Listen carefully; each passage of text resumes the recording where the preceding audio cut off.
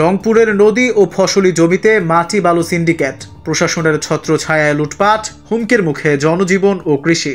বিস্তারিত দেখুন রংপুর থেকে জেনিফা ইয়ামিম লিনার প্রতিবেদনে।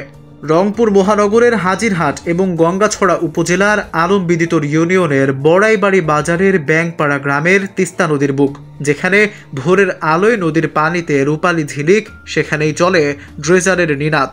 প্রতিদিন ভোর হলেই ময়মনসিংহ জেলার নদীপাড় ঘিরে জমে ওঠে এক অদ্ভুত বাজার, যেখানে মাটি বালুই প্রধান পণ্য, ব্যাগে নয় ট্রাকে। আর এই অবৈধ ব্যবসার নেপথ্যে সক্রিয় এক সুসংগঠিত সিন্ডিকেট। এই সিন্ডিকেটের শীর্ষে থাকেন রাজনৈতিক ছায়াতলে বেড়ে ওঠা তথাকথিত পাতি নেতারা, যাদের ছত্রছায়ায় রাতারাতি ফুলে ফেপে উঠেছে বালু ব্যবসার সাম্রাজ্য। স্থানীয়রা জানায়, প্রতিদিনই 10 থেকে 12 টনের বালু ভর্তি ট্রাক চলে যায় থানার পাশ দিয়ে, অথচ থানা পুলিশ নীরব দর্শক। এক বাসিন্দা ক্ষোভ প্রকাশ করে বলেন, পুলিশ দেখে না এমন নয়, তারা যেন দেখেও না দেখার অভিনয় করে। বালু ভর্তি ট্রাককে দেখে মনে হয় মৌচাকের মধু ভর্তি কলসি যাচ্ছে। অভিযোগ, সিন্ডিকেটের পৃষ্ঠপোষকতায় দীর্ঘদিন ধরেই চলছে এই অবৈধ ড্রেজিং ও বালু ব্যবসা।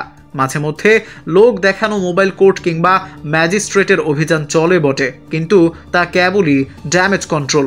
ডেকু জব্দ হয়, জরিমানা হয়, কয়েক ঘন্টার জন্য থেমে যায় ব্যবসা, তারপর আবার পূর্বের মতোই পুরো দমে শুরু হয়ে যায় এই বালুর রাজত্ব।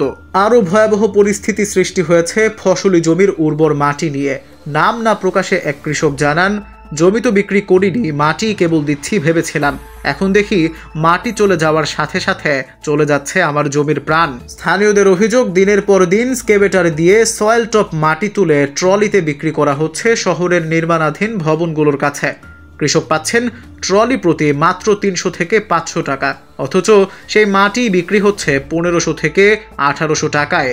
এতে একদিকে যেমন কৃষকের ক্ষতি, অন্যদিকে ধ্বংস হচ্ছে কৃষি ব্যবস্থার ভবিষ্যৎ।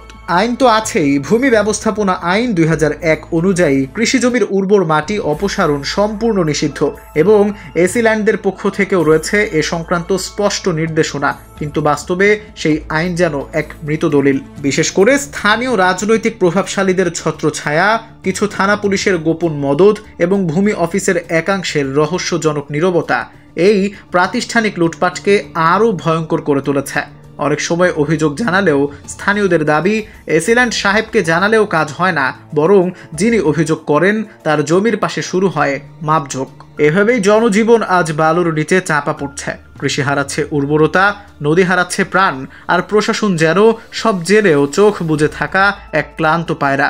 স্থানীয়দের প্রশ্ন, এই সিন্ডিকেটের শেষ কোথায়? আর কতদিন তারা চোখের সামনে নিজেদের ভিটে মাটি, ফসলি জমি আর পরিবেশ ধ্বংস হতে দেখবে?